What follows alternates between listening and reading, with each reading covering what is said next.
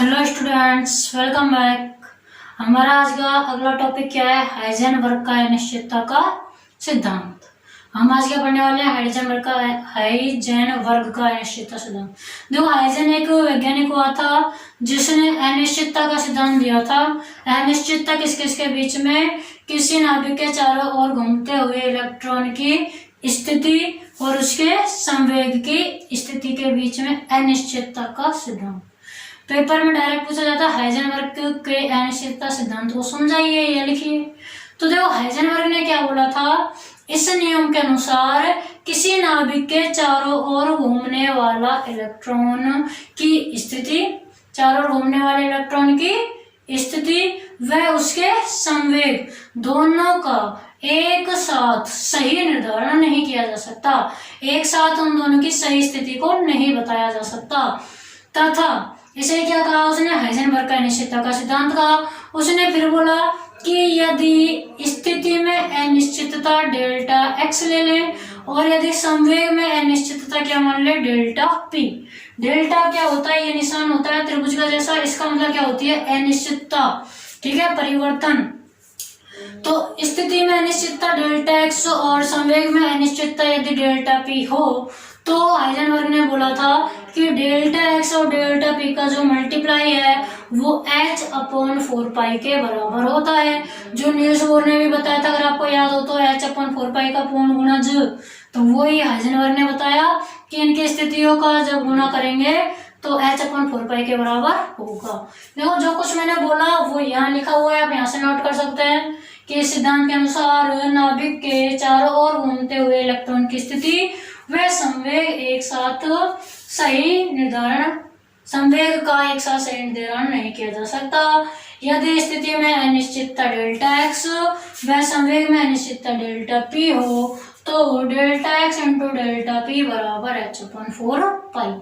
यहां से हम ऐसे भी लिख सकते हैं क्या? Delta x is equal to h/4 into ये डेल्टा पी मल्टीप्लाई में है, इसको डिवीजन में ले जा सकते हैं क्या? ऐसे ले सकते हैं क्या? Delta x is inversely proportional to delta p. लिख सकते हैं क्या?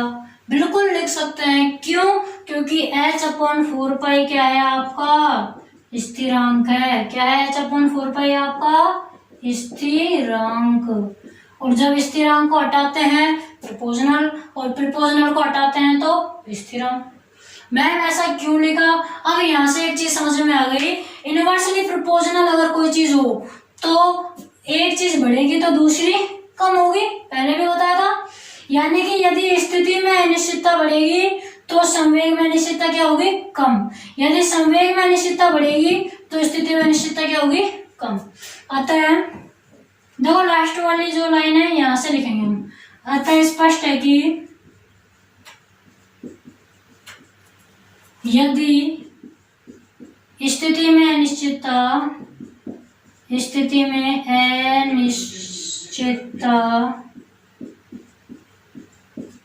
बढ़ती है तो संवेग में अनिश्चितता कम होगी। ठीक है ना? स्थिति में बढ़ाएंगे तो संवेग में कम होगी और अगर संवेग में बढ़ाएंगे तो स्थिति में कम होगी। या करके आप दूसरी लाइन में लिखना चाहो लिख सकते हो, या संवेग में अनिश्चितता बढ़ेगी तो स्थिति में क्या होगी? कम। दोनों लाइन आप यहाँ लिख सकते हैं। तो ये आपका छोटा सा हाइजेनबर्ग का सिद्धांत था। अब नेक्स्ट हम पढ़ेंगे नील्स बोर हाइड्रोजन के स्पेक्ट्रम की व्याख्या नहीं कर सका था ना, किसकी? कि हाइड्रोजन में जो है हमें अनेक एक ही विकिरण ऐसे लगते हैं जैसे अनेक विकिरणों को समूह। तो इसको हम आज क्वेश्चन के रूप में देखते हैं कैसे समझेंगे। आपको एक क्वेश्चन नोट करना है। क्या नोट करना है? क्वेश्चन में आपको लिखना है, मैं बोल रही हूँ, आप क्वेश्चन डाल के लिखो। हाइड्रोजन के स्पेक्ट्रम में लिखो, हाइड्रोजन परमाणु के स्पेक्ट्रम में, हाइड्रोजन परमाणु के स्पेक्ट्रम में एक रेखा, हाइड्रोजन परमाणु के स्पेक्ट्रम में एक रेखा अनेक निकटवर्ती रेखाओं का समूह लगती है क्यों? यही तो कमी थी नील्स बोर की कि एक रेखा अनेक रेखाओं का समूह लगती है। नील्स बोर इसकी व्याख्या नहीं कर सका, आज हम कर रहे हैं।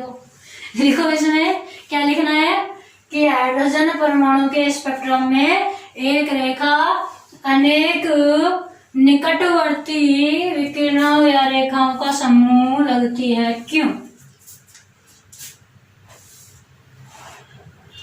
एग्जाम। अब आंसर देखो, आंसर क्या होगा इसका। आंसर में क्या लिखेंगे हम जानते हैं हाइड्रोजन में क्या होता है, एक ही इलेक्ट्रॉन होता है। क्या होता है हाइड्रोजन के स्पेक्ट्रम में? एक ही इलेक्ट्रॉन होगा। जब यह इलेक्ट्रॉन उच्च ऊर्जा स्तर से निम्न ऊर्जा स्तर में आएगा, भाई हाइड्रोजन एक नंबर पर आता है तो एक इलेक्ट्रॉन, जो था तो जितने नंबर पर आता है उसका परमाणु क्रमांक वही होता है, उसमें इलेक्ट्रॉनों की संख्या लगभग वही होती है। तो एक ही इलेक्ट्रॉन इसमें होता है। जब हाइड्रोजन का वह एक इलेक्ट्रॉन उच्च ऊर्जा स्तर से निम्न ऊर्जा स्तर में आता है तो उसका जो संक्रमण है वो है कई प्रकार से हो सकता है। कैसे? देखो लिखेंगे, सबसे पहले इसमें लिखेंगे हाइड्रोजन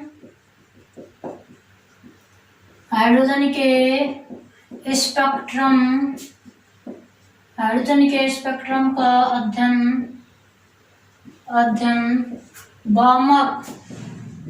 बामर नामक वैज्ञानिक ने किया। बामर नामक वैज्ञानिक ने किया। मैंने नहीं बताया, बामर ने बताया था, ठीक है ना। तो देखो बामर ने क्या बताया था हाइड्रोजन के स्पेक्ट्रम के लिए, बामर नामक वैज्ञानिक ने किया। तो इन्होंने बताया या इनके अनुसार क्या होगा, हाइड्रोजन का जो इलेक्ट्रॉन है, हाइड्रोजन परमाणु का इलेक्ट्रॉन जब उच्च ऊर्जा स्तर से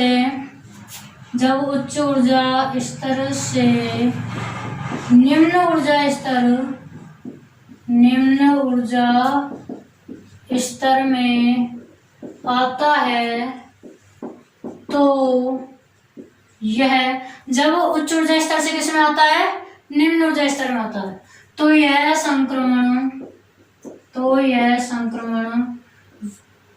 विभिन्न तरीकों से हो सकता है, विभिन्न प्रकार से हो सकता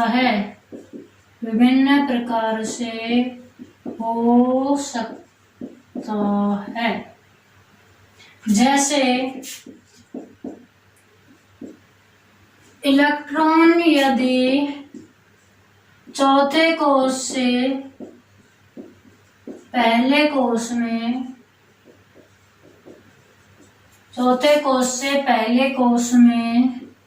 निम्न प्रकार प्रवेश कर सकता है। देखो कैसे कैसे प्रवेश कर सकता है निम्न प्रकार। हमने 4 कोष बना दिए, 1 2 3 4, n बराबर 1, n बराबर 2, n बराबर 3, n बराबर 4। ये आपके 4 क्या हो गए, कोष। यहाँ आपका इलेक्ट्रॉन है, तो यह इलेक्ट्रॉन कितने तरीके से आ सकता है। देखो पहला तरीका यह है कि ये पहले यहाँ आएगा, फिर इसमें देखो एक तरीका तो क्या हो गया आपका, ये डायरेक्ट यहाँ से, पहला तरीका ये इसमें आया, ठीक है, फिर यहाँ से बाद में इसमें आया, ठीक है, और इसके बाद में इसमें आया। पहला तरीका आपका ये हो गया। दूसरा तरीका आपका क्या होगा, दूसरा तरीका आपका ये कि पहले ये डायरेक्ट इसमें आया, ठीक है, और उसके बाद इसमें आ गया। तीसरा तरीका आपका क्या हो सकता है कि ये डायरेक्ट इसमें आ जाए। हो सकता है कि नहीं हो सकता? क्या हो सकता है कि पहले इसमें, फिर इसमें। ये तो यही वाली बात है कि अलग से नहीं है। तो हमने क्या देखा, ऐसे हो सकता है, पहले इसमें आया, फिर यहां से डायरेक्ट इसमें कूद गया। देखो पहले हमने क्या देखा, इसमें आया, फिर यहां से इसमें कूदा, फिर यहां से इसमें आया, इससे डायरेक्ट दूसरे वाले कक्ष में कूदा, फिर पहले में, डायरेक्ट चौथे से पहले में कूदा, डायरेक्ट चौथे से तीसरे में कूदा, और तीसरे से पहले में। इतने तरीके से यह इलेक्ट्रॉन नीचे आ सकता है ना। कितने, तो अपने पास में यहाँ देखो अलग अलग तरीके से आने की कोशिश करेगा तो नीचे आपके पास में ऐसे तो लगेगा जैसे अनेक विकिरण है। भाई इलेक्ट्रॉन एक है, विकिरण एक होने चाहिए, और हमें प्राप्त हो रही थी ऐसा लग रहा था बहुत सारी विकिरण हो। इस बात की व्याख्या नील्स बोर नहीं कर सका, लेकिन बामर वैज्ञानिक ने कर दी। बामर ने बता दिया कि जब उच्च ऊर्जा इस तरह से इलेक्ट्रॉन निम्न में आता है तो वह बहुत सारे तरीकों से आता है। जैसे ये देख लो, डायरेक्ट कूद जाएगा, पहले इसमें आएगा, फिर इसमें बहुत सारे तरीके हो गए ना आने के। तो इसी कारण से हमें ऐसा लगता है कि बहुत सारी विकिरण यहाँ है ना इसी।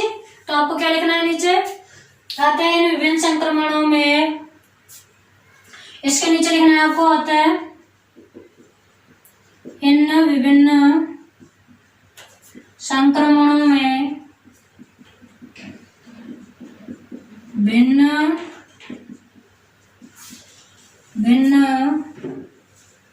प्रकार की आवर्ती की भिन्न प्रकार की आवर्ती की विकिरण उत्सर्जित होती हैं,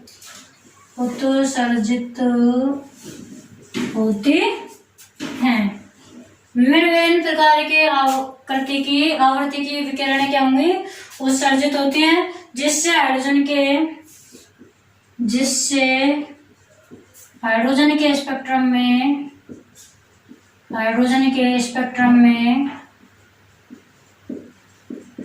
निम्न श्रेणियां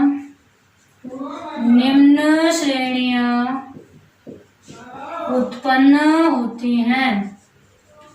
देखो हाइड्रोजन के स्पेक्ट्रम में कितनी श्रेणियां होती हैं वो अब हम यहाँ देखने वाले हैं। देखिए इसको इरेज करते हैं। डायरेक्ट पूछा जाता है हाइड्रोजन के स्पेक्ट्रम में कौन कौन सी श्रेणियां उत्पन्न होती है, चित्र द्वारा समझाइए। तो 5 प्रकार की श्रेणियां बनती हैं, लाइमन, बामर, एक इसने खुद के नाम पर ही बना दी थी, लाइमन बामर, ठीक है। तो उन सबको हम यहाँ बनाएंगे और ये आपका क्या हो जाएगा, हाइड्रोजन का स्पेक्ट्रम कंप्लीट।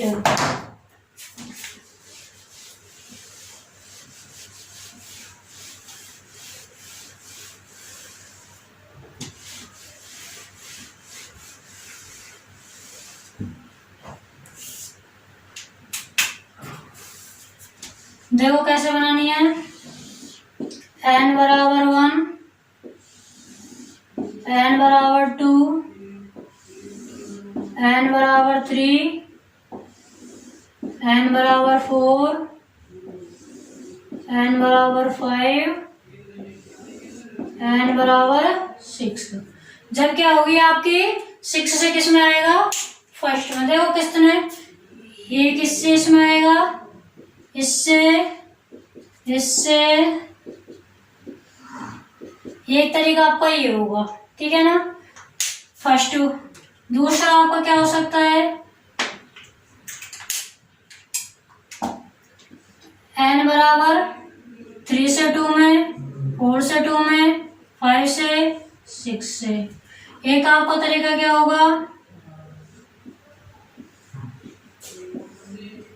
एक क्या होगा और ये लास्ट, ठीक है ना। अब इनके नाम क्या क्या होंगे, पहली जो आपकी श्रेणी बनती है इसको बोलते हैं लाइमन श्रेणी।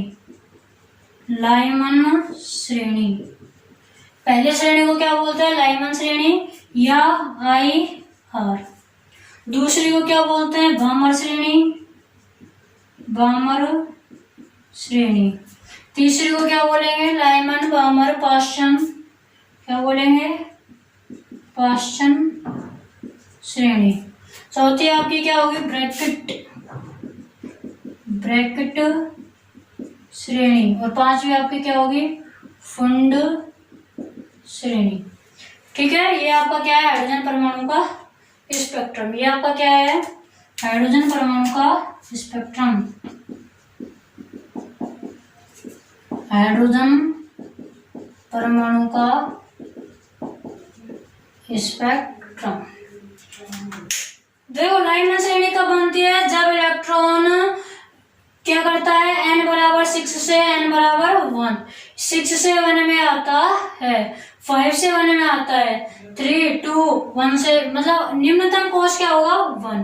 बामर में निम्नतम 2 होता है, इसमें निम्नतम 3, इसमें निम्नतम 4, इसमें निम्नतम 5।